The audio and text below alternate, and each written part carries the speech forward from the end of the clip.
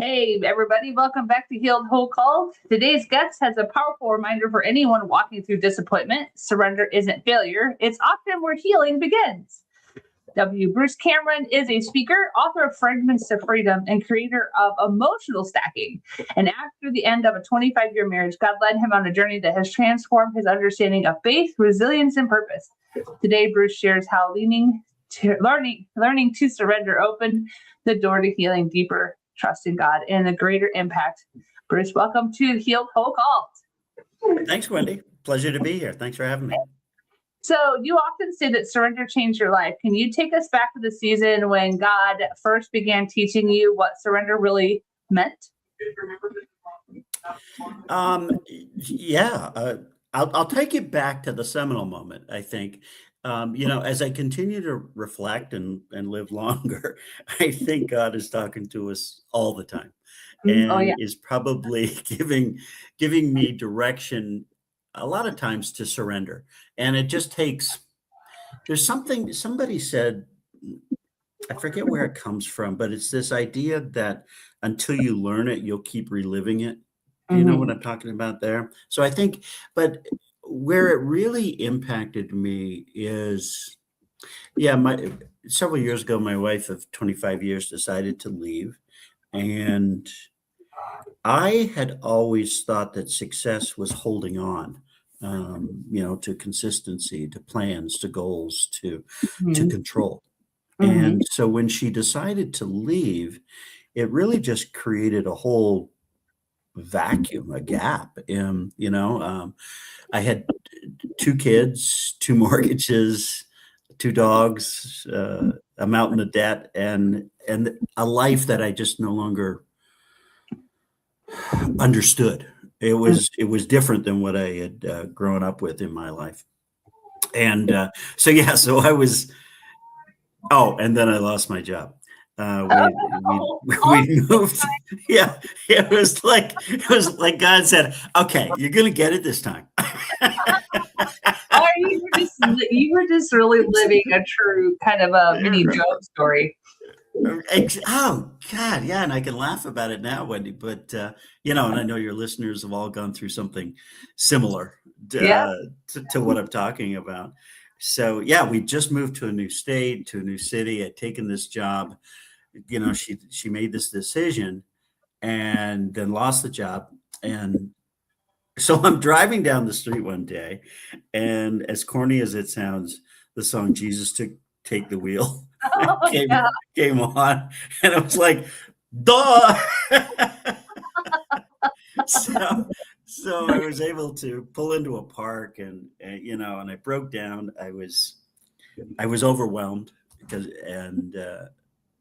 with loss and bigger, even not bigger, but equally as important, I was terrified because I couldn't, when you've spent your whole life thinking, okay, this is the way to success, and it's planning and being consistent and grit, and then that all goes away. I was just terrified that I couldn't see it any longer. And that was the moment. It wasn't a miracle in that kind of sense that your listeners will be thinking of. I just was able to breathe. I was able to take a much deeper breath than I'd been able to. It wasn't that everything got better. It did get better, but it's not like everything went away. The circumstances were still there. She still left. I still had the kids and still had to figure out, how to move forward. But what changed was that it was I was calmer. I moved out of a panic situation, Wendy, into more of a just like I just did now, a sigh. I was finally able to, I was able to call the mortgage company and talk about that. I was able to call the credit card companies and the banks and have an honest conversation with them. And I found them to be kind and understanding. I was able to spend more time with my kids, and that has been the best thing that's come out of it. It's been the best gig I've ever had. They're now both in their 30s, but we talk every week, and it's just I'm not sure I would have gotten that kind of relationship with my kids if this tragedy hadn't happened. So surrendering and letting go helped me to understand that this paradox of surrender, because surrender, when you say it, people think of it as quitting or giving up or failure or weakness, and it's not. It's just this realization to see reality as it is. Here's where we are. And then to be able to, what that does is then it frees you up to see to make space for what might come in. Well, and with all of that had happened, and the fact that you were learning how to breathe and also let go, what about yourself and God had to be healed before you could move forward? Was there anything specific that needed to heal other than just surrendering? Oh, it's always ego. It's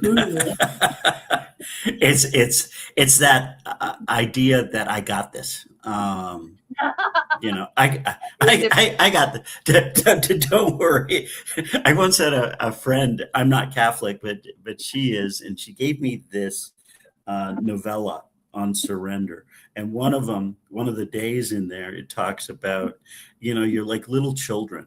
You want me to handle it. You hand it over, but then you want to tell me how to handle it. Yeah. And take it back. So I think it's always been ego. It's been that letting go, that feeling that I know how to do it better than he does. Yeah, so that's been a constant battle.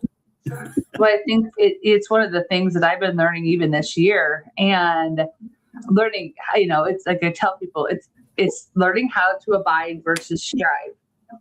And I was just listening to Mason Ledbetter explain. He goes, I'm not talking about abiding means do nothing. It means that if you could look at the same situation and people are doing the same thing, except one person's abiding and one person is striving. Like, for example, you're resting, let's just say you're,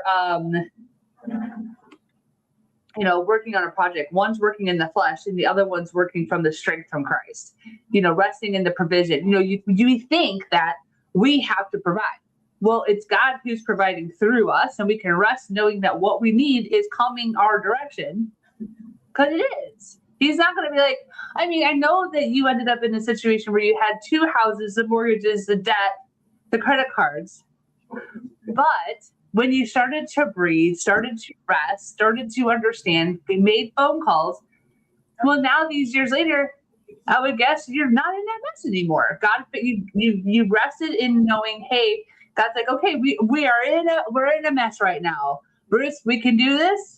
Not the end of the world, and you survived it, and you worked through it piece by piece by resting in the solution, not necessarily in the striving to figure out like I do it. I think you're absolutely right, Wendy. It is that abiding. It's beyond the understanding. It's the faith, right, and the trust. It's building that muscle.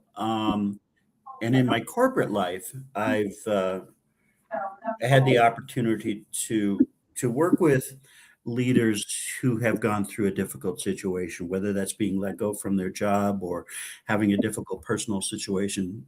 And we will often talk about building faith during the good times, because it's like building that muscle. Because to your point, you've got to abide. You've got to. You obviously don't have to, because choose not to. Beauties. It'll be harder. Well, it's the beauty of what he gave us, his choice. Uh-huh. If you don't want to do it, then don't do it. But it's going to be better if you can understand that I've got this thing, and that it's a friendly universe. I'm here to support you, but you have to trust that I've got you, and that I'll support you. And in that park, that's what happened, is I was able to say, "I don't Jesus, take the wheel, because I got nothing. I don't know where to go here." You know, I've all of the avenues have been cut off from me, my normal avenues. So I needed to really, and I think we're so much better off and get there faster if we can build our faith during the good times rather than so that it's there when we need it, when bad things happen. Because it's not that bad things aren't going to happen. That's what we bought into. That's what life is. We're going to go through some difficult circumstances, but it is that ability to trust and have faith that you're in what you can't see. I remember Raiders of the Lost Ark. I love that scene when Harrison Ford is stepping out. He's read this scripture that says and I'm going to butcher it, but it's the idea that you must have faith and step out in faith. And so he steps out into this Nothing. and into nothing, right? And that's where the path appears. And it's such a simplistic, but I think a really good visual of really what we need to do. You know, when you have faith, then it appears. Yeah. And there's a reason why God doesn't let us see the end from the beginning, because one, we wouldn't believe it because it's going to be greater than what we could ever imagine. And two, the path to get there could be really scary. It's like, I don't think I really would go. Like, if he would have told you in your 20s that where you are now, this was what was going to happen, you would have been like, no, thank you. Not that you wouldn't change your children or the experiences that you had, but knowing that the hardship that comes along the way. And you're absolutely right. Yeah. So I'd love for you to share how all of this painful seasons became the foundation for the message you're sharing with others today.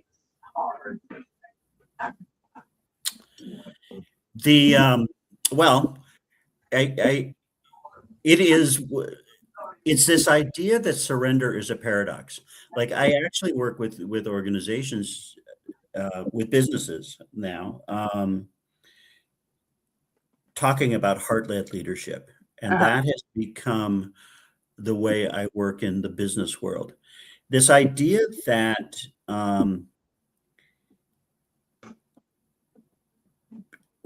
organizations are made up of people, and people are organisms, so that you have this living, breathing organism. And if you can connect with them emotionally first, then you have the opportunity to build a relationship of trust that will then allow you to talk to them about what it is that you need them to do within the business environment. And as you build that trust, then you have the opportunity to, have your business prosper. How that connects to my faith is this idea that surrender is a paradox. It is this idea that it's not quitting, it's not weakness, it's realizing that some things just get too heavy to carry any further, and that you put them down. And so there's a connection there with heart-led leadership and being able to talk to your teams about what is it that you need to surrender. And it's not necessarily in a faith-based environment, but it comes from that. And this idea that you need to let go.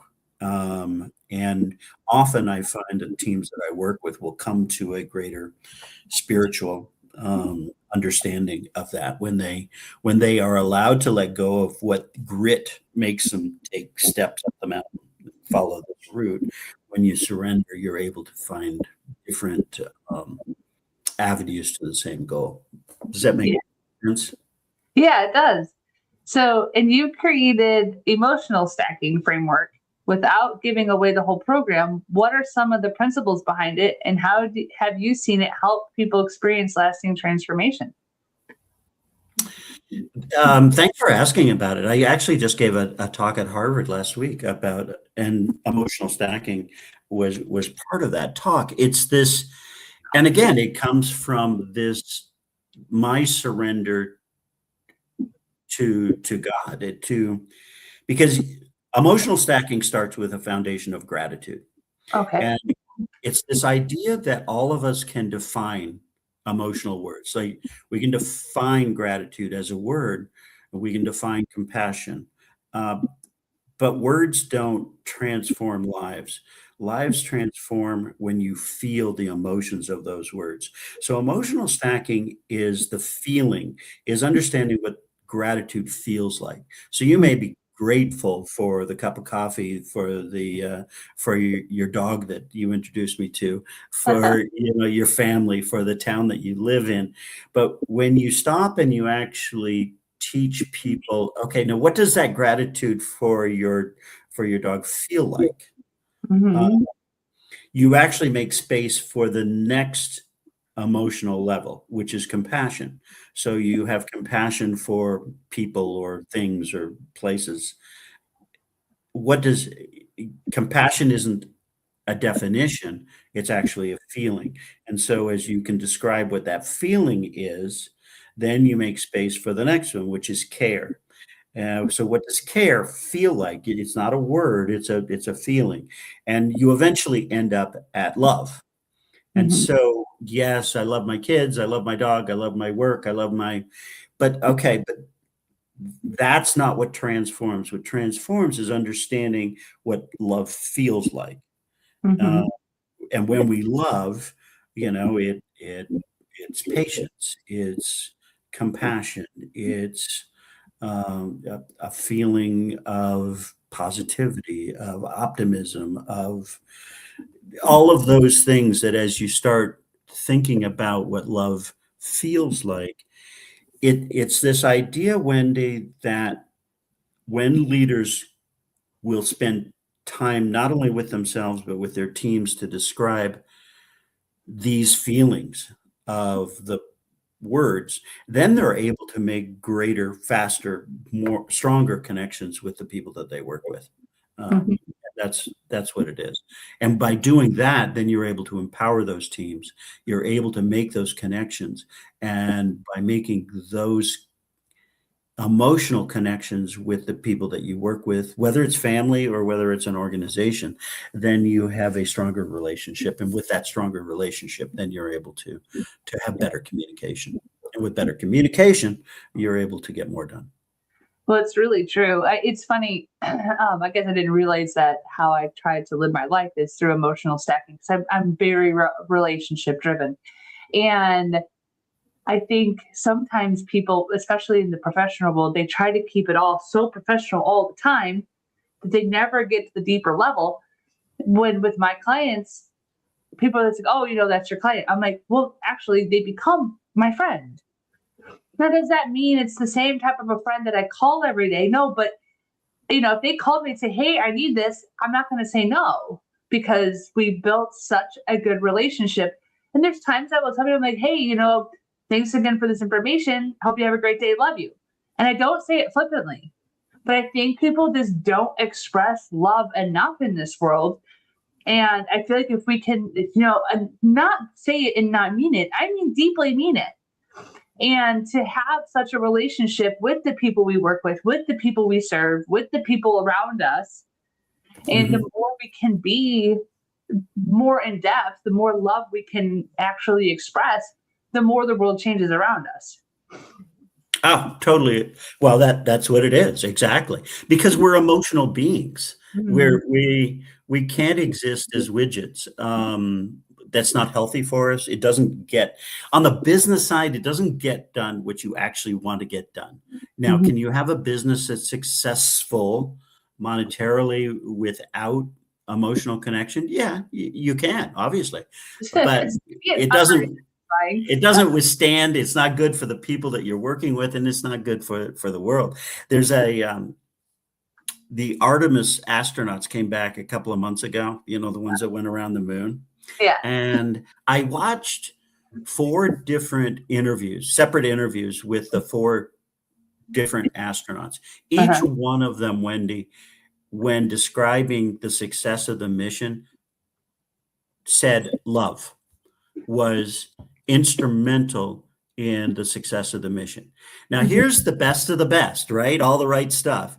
And all of them, men and women, mentioned love. Now, they could have picked anything, right? They could have picked great technology or Right. whatever, the math or the training, but they picked love.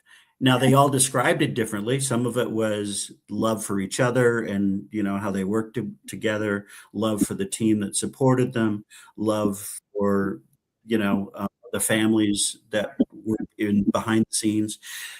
But they all used love as a primary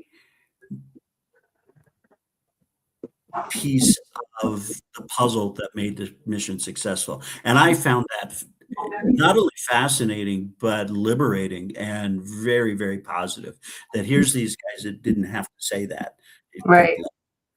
Well, we've all worked for people and for, maybe not space missions, but missions of some sort, and where leadership doesn't express love. And it's really difficult to work in that environment. It's so toxic. You can feel the energy, right? It's a So totally bad. different energy. And that's why I think that these astronauts who everybody looks up to they're breaking the ceiling for us for being able to talk about love as instrumental in the success of your business or your family life. Yeah. So many equate surrender as defeat, which we kind of mentioned a little bit. What do you think they're missing? And what have you discovered that completely changed your perspective? I think what they're missing is understanding that paradox that I mentioned before. Viktor Frankl, actually, Man's Search for Meaning and being in the concentration camps, talks about surrender, and he talks about it in a way that totally changed his ability to survive that horrendous circumstance. What he discovered was that it wasn't the circumstance itself that changed and allowed him to survive that situation. What he realized was how he interpreted the circumstances and the meaning that he put on it. So people that surrendered in the classical sense, gave up, died. What he found was that if you could you surrendered to the reality of what is, like I mentioned before. And what he said was, okay, this is bad. Bad things are being done to people. But if I change the way I look at the situation and I don't surrender, give up to it, but take a look and interpret what is the other things that are going on there, then I'm able to not only surrender to the reality of what is, but I'm able to do those things that will allow me to survive a bad situation. I can see somebody sharing their piece of bread with somebody else, and therefore I can feel better about that situation. I can see a guard that actually sneaks food in, and I can be grateful for that. And so they built that foundation of gratitude that I talk about in emotional stacking. He was able to see the circumstance differently, but it came through his surrender to that. And I think that's what we're missing. The world has allowed us to define surrender as weakness and giving up. And there was a time when we needed that. We needed this idea of grit. In a Western European society, when factories were coming on board, we were treated as widgets. We needed to stand on the line and put the nut on the bolt until we could no longer do that. and then we were replaced. So we were treated as a piece of machinery. And that's where grit came from. And you come over to the new world, and again, there's nothing here. So you needed that idea of just work until you drop. That's no longer a necessity. It's what we need now are people that are touching their humanity, and touching the humanity comes from surrendering to understand that you don't have all the answers, that there is a higher power that you can turn to. There's another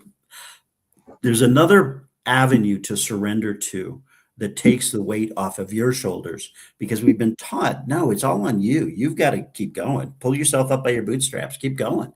And surrender allows us to release that weight that that we don't need to carry any longer, that we can put down, and God can take that weight from us and give us another opportunity, another avenue to look for, to achieve the goals and desires that we've been put here to pursue. It's so true. And this year, I mean, I don't know about everybody else's family. My family's been through quite a bit. But what's interesting is that the more I rest, and I mean literally rest, I'm gonna be like, I'm just gonna go take a nap. And I'm like, but most people be like, well, you're trying to run a business, so Uncle, you've got to grind. I've done better this year resting and taking care of me and allowing God to provide the blessings, and knowing that, hey, this is what I know I'm going to need. It's going to come, and it does. Even while I'm taking a nap, it just goes to show you don't have to grind. He will provide, and you have to take care of you. And I'm glad that we've gotten to the point where we're no longer, have to. We're not widgets in a. I mean, some people I think still are widgets in a cog, but I think it's a choice. It's not a requirement anymore. It is, Wendy, but it's a tricky choice, right? Because we think, oh, the harder I work, the more I get. Mm-hmm. But I think you're so wise in saying, wait a minute, it's actually flipped. And mm-hmm. C.S. Lewis talked about this too. It's actually, the truth is in the paradox. If you will rest and look after yourself, and contemplation, in prayer, in meditation, in appreciating the gift that we've been given, life, just appreciate that, the answers will come to you. Mm-hmm. You don't have to make them up. And for somehow we got it in our head that, no, I got to work harder. And that was my life. That's what as I said, it was control, it was consistency, it was holding on. That's how you gain success. But but at such a cost. It is a cost. And you see people all the time still preaching that, you got to put in, when you start a business, you got to put in 16, 20-hour days. And I can't come in. I mean, I would love for people to stop coming in agreement with that.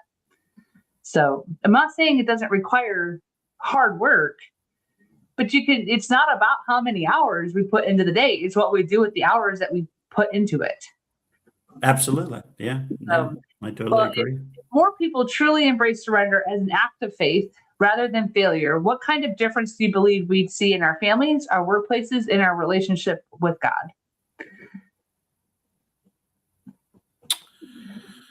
Oh, I think it's really just what we talked about, Wendy. It's, if you will take a breath, if you will find a different way to look at the experience that you're having, meaning, like, I don't know whether you have grandkids or you're of that age yet or not, or little kids, but when you look at little kids, they are just having a great time. They are, they're imagining things, they're creating things, they're in this play that they're making up for themselves, and it all works out great.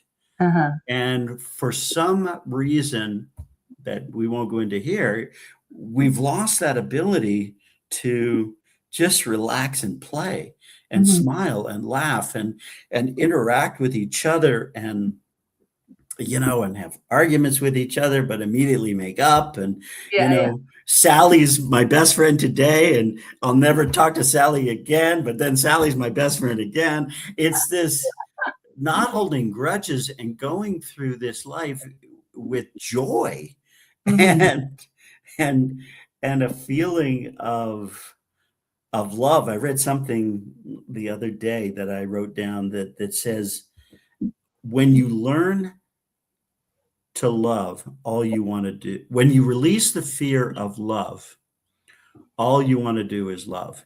And I think that's what we're seeing with kids. That's what we're seeing with pets, right? That's why dogs and cats can be these such great companions to us, because they just love unconditionally. And I think our release to God and having faith and trust that it's all going to work out. It's all going to be fine. And if you want to create a play within this game that we've been given of struggle and strife and animosity and difficulty, you can certainly do that, because that is the beauty that he gave us, was choice. He gave us free will, and he said, if that's what you want to do, then okay, because I'm experiencing it all through you anyway. So that's cool. or you can just have a good time because I got it. I created everything, so, and I created you, and I would think you just want to have a good time. Yeah, and it's going to be all right. That's Love each other, look after each other, see the beauty around you. I really created some cool stuff. I was on my game. So enjoy it. I think it's just, if we'd relax, if we take naps, I think that would be good. I think it'd be good. Okay, one more question. For someone listening today who feels overwhelmed, ashamed, or uncertain on what comes next, what encouragement do you have, or do you want to leave them with? I think it comes back to gratitude. Start, because gratitude not only centers us in the now, and what fear and shame and guilt and those emotions do to us is they put us into the past, and the past is gone. And I don't mean to be flippant about it. I've done these journeys and still do them myself. But I think what's really helped me is gratitude. And so make it consistent. You've got to build it up, but think about things that you're genuinely grateful for, whether it's the sunrise, whether it's a cup of coffee, whether it's your dog, whatever it is that you can be genuinely grateful for. Start there.